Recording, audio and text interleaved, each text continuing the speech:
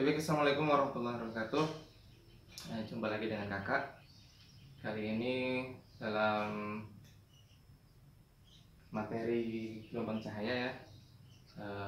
Semoga adik-adik tetap dalam kondisi sehat.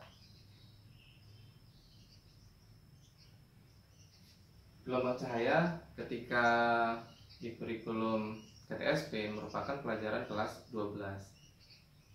Sedangkan sekarang di kurikulum 2013 gelombang cahaya masuk di kelas 11. Oke, ada beberapa hal di gelombang cahaya ini yang akan kita bahas.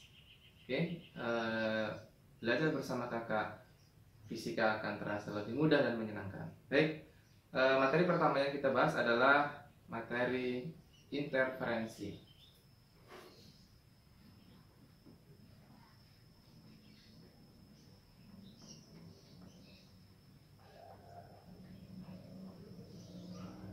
Apa itu interferensi? Jadi interferensi adalah perpaduan atau penjumlahan dari sebuah gelombang. Jadi dengan nama lain ini adalah perpaduan.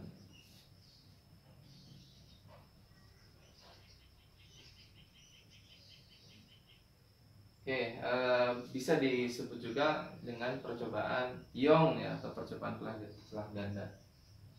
Percobaan Young.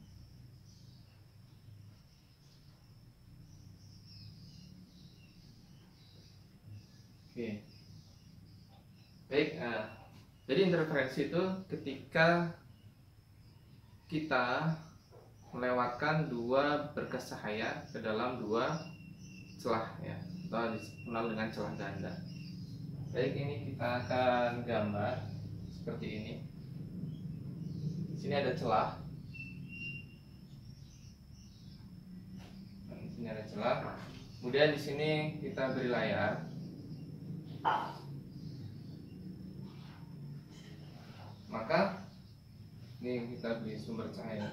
Ini saya buat cahaya. Sinar yang melalui celah ini akan terbentuk pola. Seperti ini. Nah, biasanya di sini adalah disebut dengan sebagai terang pusat. Jika diamati mungkin bisa jadi berwarna putih ya. Ini disebut terang pusat. Terang pusat. Oke. Nah, setelah terang maka nanti yang terbentuk adalah gelap. Dalam kondisi realnya bisa kita amati sebagai sinar seperti pelangi. Jadi warna-warna yang memunculkan warna cerah itu seperti warna putih, kuning, itu dianggap sebagai terang. Kemudian warna yang gelap seperti hitam, biru dongker, coklat itu dianggap sebagai pola gelap. Sehingga nanti pola yang terbentuk di sini ada terang, kemudian di sini nanti ketika gelap satu, maka di atas dan bawah sini ada terbentuk gelap satu. Begitu juga pola selanjutnya, setelah gelap satu nanti akan terbentuk terang satu. Di sini kita buat. Nah, ada yang menuliskan kotak-kotak ya, ada yang menuliskan kotak seperti ini. Nah, ada yang menuliskan kotak. Di sini biasanya ada yang ditulis di arsir. Tapi kakak kali ini menggunakan bulatannya. Jadi bulatan ini sebagai gelombang. Jadi ini sebuah gelombang. Nah, seperti ini. Nah, ketika gelombang dipantulkan maka terbentuk seperti bulatan-bulatan. Nah, seperti ini. Jadi ini adalah bulatan ini sebagai gelombang.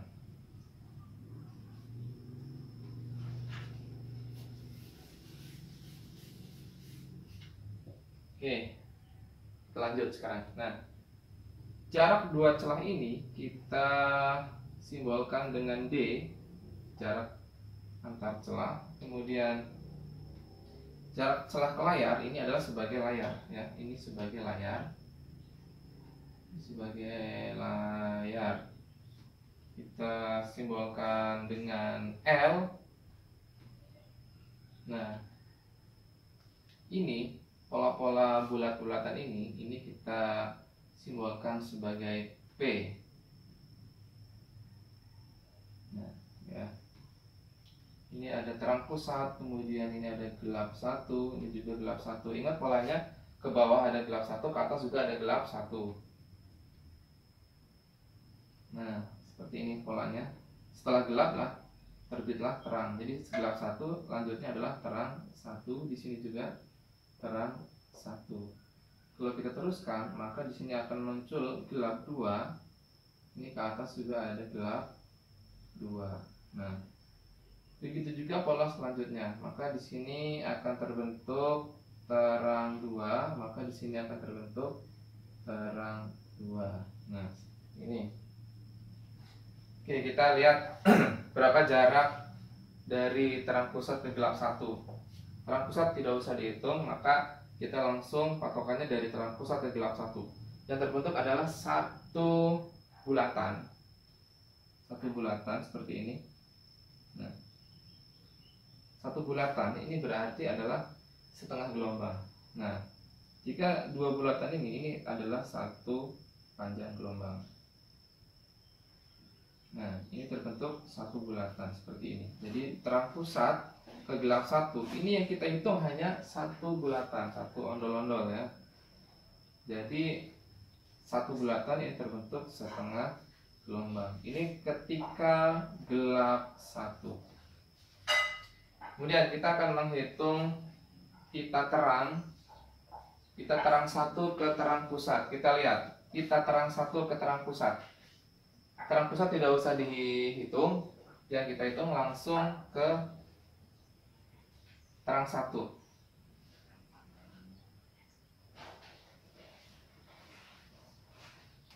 Terang satu, gelap dua, terang dua.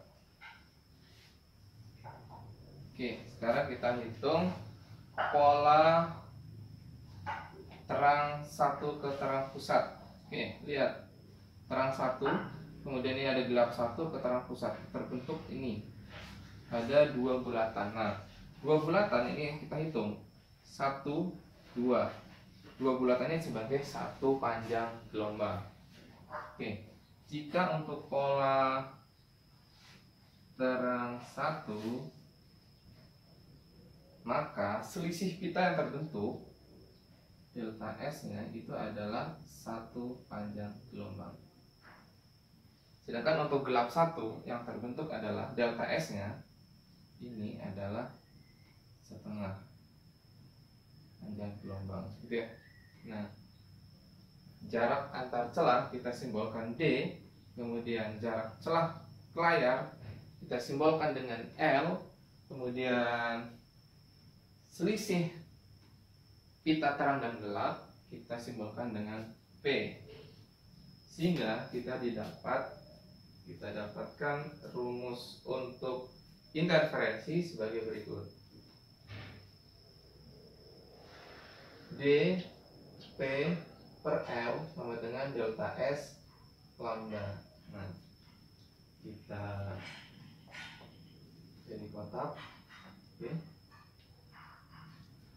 Di mana D jarak antar celah, satuannya meter ya, satuannya meter. Kemudian L jarak celah ke layar, kemudian P jarak pita atau antar terang gelap,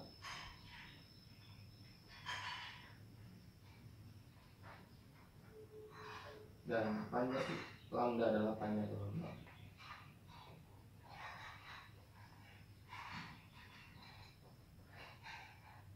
Ini satuannya adalah meter, ini juga satuannya meter. Panjang gelombang adalah satuannya meter.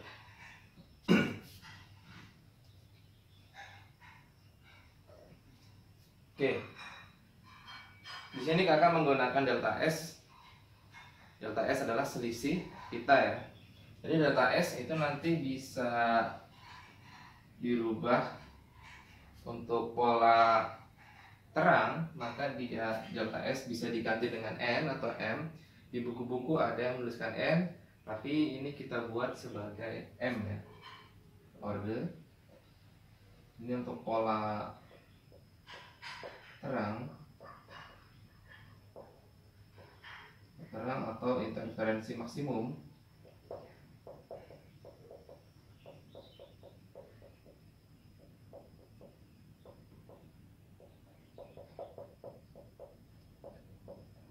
Maka delta S-nya adalah sama dengan M. Sehingga rumus ini untuk pola terang,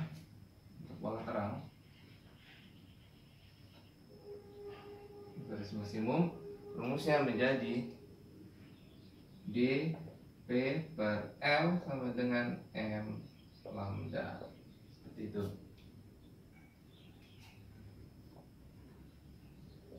Dan untuk saya kasih A ya. A. Dan untuk pola gelap,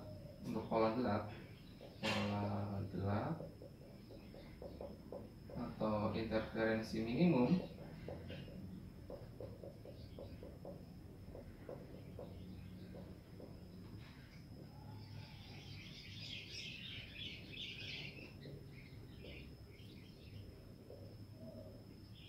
kita bagi lagi untuk pembahasan soal.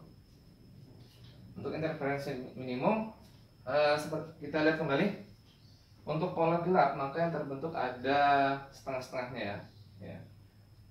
Gelap 1 terbentuk setengah, terang 1 dia bilangan bulat. Jadi kalau untuk pola terang dia adalah bilangan bulat, tapi untuk pola gelap dia desimal atau pecahan.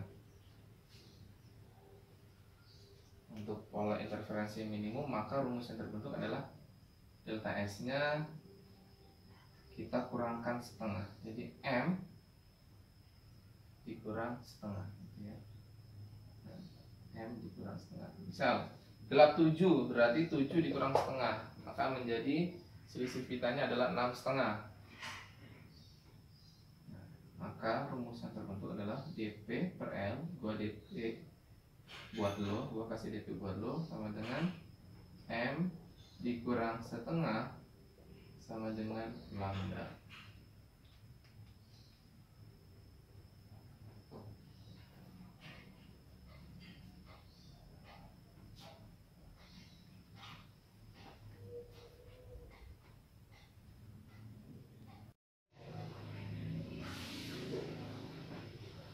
Oke, sekarang kita akan membahas contoh soal ya. Jadi contoh soalnya ada di sini, nanti bisa dilihat.